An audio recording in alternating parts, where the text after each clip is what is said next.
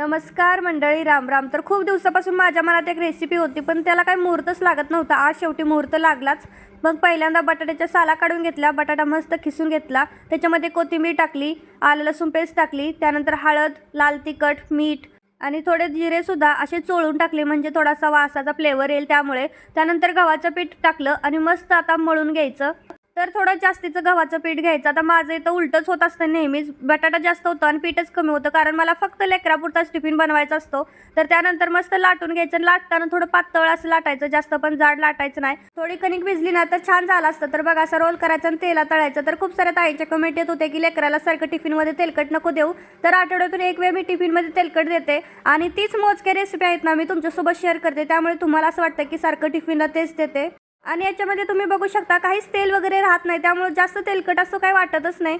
जाऊ द्या, tiffin bottle भरून तयार आहे. तर आजचं नाव आहे मधुरा सावंत. Bye bye.